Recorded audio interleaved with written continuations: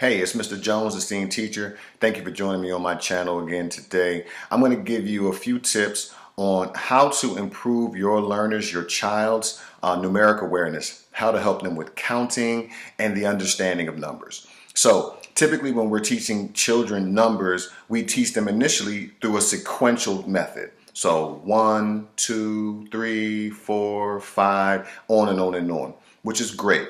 So my first tip, after you've kind of gotten through the sequential method and the children have a general idea of what number comes before the other one, this is one thing that I encourage you to do with younger learners. Number one, pick a number like 3 and ask them to show you 3 fingers or to retrieve 3 objects in the room, which kind of makes it fun.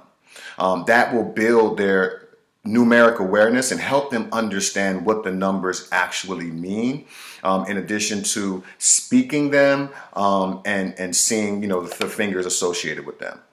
The second thing that I would encourage you to do is talk about numbers in real life. So if you're at the grocery store and you just picked up a dozen eggs, have a conversation with your child while you're putting them in the cart. Hey, Daddy just picked up a dozen eggs. And there are 12 eggs in a dozen. And then maybe 5 minutes later or so, ask the child, hey, do you remember how many eggs are in a dozen? And see how they reply. Recall is a great way to assess whether your child has learned, and repetition is the mother of all learning. So the more you can repeat the numbers, the more you can incorporate it into your daily vernacular and conversation with the child, the better.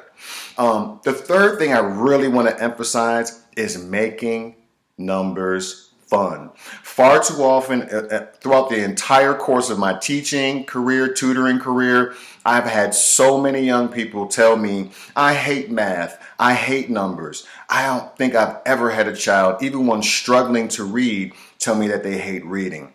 And I'm aware that they get a lot of this negativity about math from other people. And so as the parent, you have an opportunity to instill in the child a love for math in addition to a love for learning. So as you're talking about numbers, have a smile on your face, get excited about math time, get excited about numbers, and that excitement will transfer to your child and they'll go into school with more confidence about math, about numbers, about counting and learning. So I hope this has been helpful. I'll be joining you again soon to give you more tips and tricks on how to pull that genius out of your learner, because they are an inherent genius. Mr. Jones, esteemed teacher, I'll be talking to you again soon.